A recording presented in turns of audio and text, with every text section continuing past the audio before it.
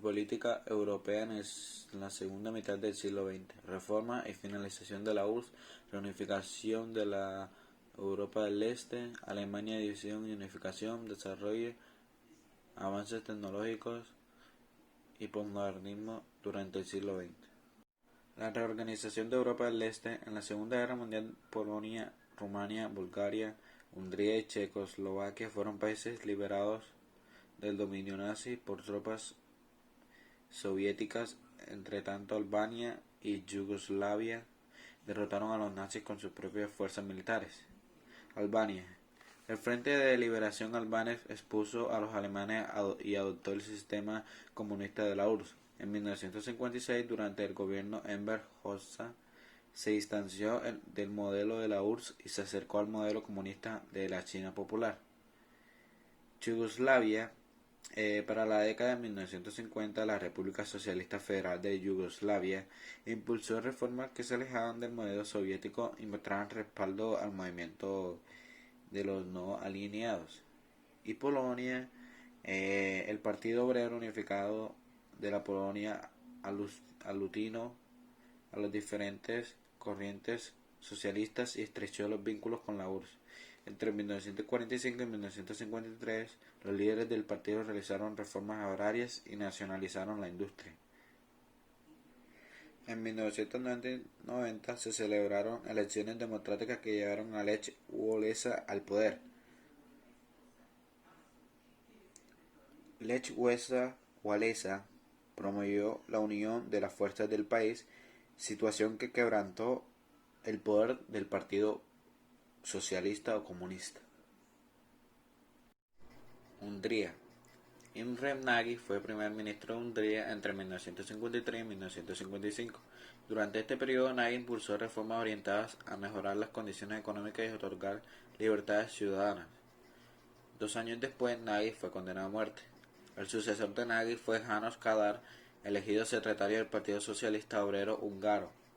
Kadar gobernó entre 1956 y 1958 y luego entre 1961 hasta 1965. Durante su gobierno emprendió reformas políticas y económicas para democratizar el régimen.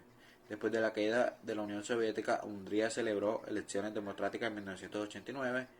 Una década después, en 1999, ingresó a la OTAN y en mayo de 2004 fue aceptada en la Unión Europea. Checoslovaquia. En 1946, el Partido Comunista Checo asumió el control de la nación. El secretario del partido, Alexander Dubček, propuso democratizar el país en busca de un socialismo de rostro humano. Estas iniciativas provocaron la intervención militar soviética en agosto de 1968. La intervención se conoce como Primavera de Praga y con ella terminó el intento checo de democratizar el comunismo. Dubček fue destituido. Con la caída de la Unión Soviética, en 1990 se realizaron elecciones democráticas en las que triunfó Václav Havel. Checoslovaquia estaba integrada para dos nacionalidades, checa y eslovaca, y entre ellas había rivalidades.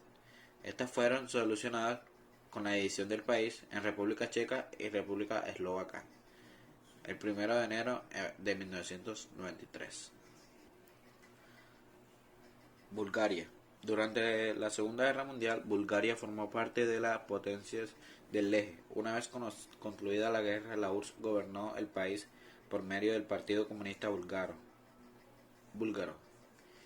El monopolio del partido se prolongó hasta las elecciones de 1991, en las cuales vencieron las fuerzas democráticas. En ese mismo año se aprobó una nueva constitución. Y por último, Rumania. Durante la Segunda Guerra Mundial, Rumania luchó al lado de Alemania por la ocupación soviética de 1944. Puso a los comunistas en el poder, lo cual fue refrenado mediante elecciones celebradas en 1946 que abolieron la monarquía de Miguel I. Entre 1965 hasta 1989, Nikol, quien gobernó el país, tomó medidas que llevaron al distanciamiento de los soviéticos. Además, criticó la satelización soviética del este europeo. Se opuso a la perestroika y auspició un fuerte sentimiento nacionalista rumano. En el último año de su gobierno, Rumania experimentó graves problemas económicos que desencadenaron movilizaciones socialistas que terminaron con la detención, juicio y ejecución de Nicol en diciembre de 1989. Con la elección de Ion Iliescu, representante del Frente de Salvación Nacional, Rumania adoptó la democracia para lo cual proclamó una nueva constitución. Alemania, división y unificación. Concluida la Segunda Guerra Mundial, el imperio nacionalista llamado Tercer Reich, obra de Adolfo Hitler, fue ocupado y luego dividido entre el bloque capitalista y socialista. Los aliados, Francia, Inglaterra y Estados Unidos, tomaron la Alemania Occidental. Entre tanto, la Unión Soviética hizo lo mismo con Alemania Oriental. Años más adelante, en 1961, la Unión Soviética dividió la capital Berlín por medio de un muro. Con Alemania dividida, empezaron las propuestas para lograr su reunificación en 1949 en la República Federal de Alemania, que podemos ver en el mapa que está en el lado derecho. Se proclamó la denominada Ley Fundamental, cuyo objetivo era alcanzar en el futuro la unión de las dos Alemanias. No obstante, también se promovían ideas en contra. Por ejemplo, en 1949 se fundó la República Democrática Alemana, que enrosó al Pacto de Varsovia, al tiempo que la República Federal Alemana lo hacía a la OTAN en 1955. Bueno, aquí podemos ver en el mapa que en el lado derecho está la República Democrática Alemana y en el lado izquierdo está la República Federal Alemana. En la República Federal Alemana se podían encontrar los aliados que eran Francia, Inglaterra y Estados Unidos. En la República Democrática Alemana se podían encontrar era la URSS. Durante la década de los años 1970, los líderes de las dos Alemanias, Willy Brandt, que era de la República Federal de Alemania, y Walter Ulbricht, de la República Democrática Alemana, sostuvieron diferentes encuentros, los cuales dialogaron sobre la reunificación. Durante los gobiernos de Helmut Schmidt de 1974 hasta 1982, canciller de la República Federal Alemana, y Erich Honecker, jefe de Estado de la República Democrática Alemana, continuó el entendimiento. Honecker visitó la República Federal Alemana en 1987 y en 1989. Permitió que los ciudadanos de la República Democrática Alemana viajaran a diferentes países de Europa. Esta situación fue aprovechada por muchos de ellos para solicitar asilo en varias embajadas y luego establecerse en el occidente. La URSS avanza la reforma. En la Unión Soviética, la dictadura llega a su fin con la muerte de Joseph Stalin en 1953. El Partido Comunista eligió a Nikita Khrushchev como secretario general y los líderes políticos iniciaron una serie de reformas que la superpotencia requería para competir con los Estados Unidos. Khrushchev fue responsable de poner en marcha este conjunto de iniciativas, entre las que se destacan. Como podemos ver aquí, se destaca la crítica y condena de la dictadura stalinista, avances en la carrera especial, la reconciliación con el régimen yugoslavo, el apoyo a la agricultura y a la industria ligera, el incremento del consumo de bienes agrícolas e industriales entre la población y la política de consistencia pacífica para bajar la intensidad de la confrontación con Occidente. La URSS llega a su fin. El fin de la URSS comenzó cuando países que estaban sometidos por la URSS comenzaron a separarse de la misma, como lo fueron Letonia, Estonia, Georgia, Armenia, Moldavia, que se independizaban de la URSS en 1990. También se debe a que varias organizaciones y países no estaban de acuerdo a los ideales y políticos que la URSS proponía. Es evidente que también se debió a que la URSS era socialista.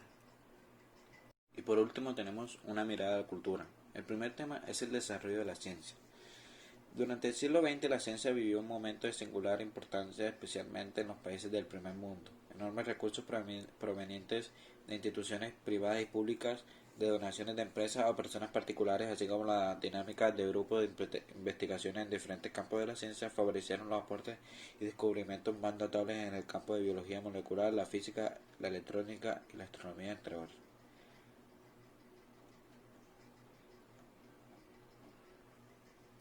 Las investigaciones científicas más importantes están relacionadas con las estructuras moleculares de los seres vivos, las cuales impulsaron avances en el estudio del ADN, el ARN y las proteínas. Y también los avances en el campo de la medicina han ido de la mano de la invención de aparatos de gran precisión como el rayo láser, que permiten la detección y el tratamiento temprano de enfermedades como el cáncer y el SIDA. Los avances tecnológicos. La invención del transistor en 1947 permitió crear circuitos electrónicos integrados y los microprocesadores. Además, el transistor abrió las puertas de la miniaturización, que hizo posible transformar la calidad y capacidad de televisores, radio, computadores, teléfonos y cualquier equipo electrónico. Podemos encontrar aquí la carrera espacial protagonizada por los Estados Unidos, la que permitió que durante la segunda mitad del siglo XX misiones tripuladas viajaran a la Luna, y también se entregó una red de satélites militares y de comunicaciones en el espacio, y más recientemente se han desarrollado proyectos para explorar Marte y regiones del espacio que se desconocían.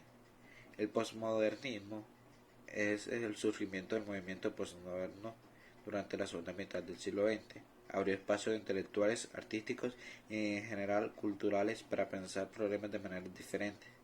Postmodernidad permitió cuestionar las nociones de verdad y objetividad, ciencia, Estado y sociedad. El postmodernismo prioriza los sentimientos, lo racional, la búsqueda de la libertad, la pluralidad, la tolerancia, la diversidad, y considera que la comunicación, así como los medios que lo hacen posible, son los mejores instrumentos para alcanzar la libertad. La música durante el siglo XX. Terminada la Segunda Guerra Mundial, diferentes tendencias se preocuparon por consolidar un nuevo lenguaje musical. Las transformaciones fueron tantas que incluso se llegó a considerar que era necesario inventar nuevas formas para representar la grafía musical.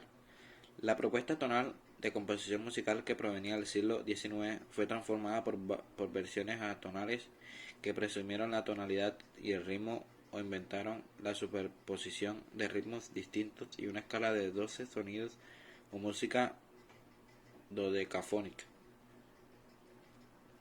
No obstante, las ideas proyectadas atonales cayeron en desuso en la década de 1970 debido a su complejidad y a la ausencia de comunicación con públicos de diferentes generaciones. Por otra razón, los compositores e intérpretes del último cuarto del siglo XX buscaron un lenguaje propio y personal que integra lo tonal con lo atonal. La pintura. Los cambios filosóficos, científicos, políticos, económicos y culturales del siglo XX cuestionaron la forma tradicional como la pintura representa la realidad. Así, la característica de la pintura del siglo XX fueron los ismos, considerados como modas que se enfrentan a las posturas tradicionales de arte. Entre los más destacados están el fauvismo, el cubismo, el futurismo, el dadaísmo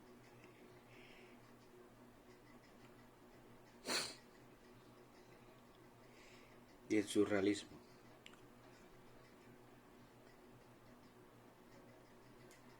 Como podemos ver en el mapa, aquí se están dividiendo entre los más destacados, que son el fauvismo, el futurismo, el cubismo, el surrealismo y el dadaísmo. El fauvismo fue un movimiento artístico de reacción contra el imperialismo. El cubismo, este movimiento se caracterizó por reaccionar contra la perspectiva convencional, el uso de colores y la observación desde un punto de vista único. El futurismo permitió visualizar objetos ubicados en diferentes posiciones sobre un plano y sugiriendo de ese modo distintos movimientos.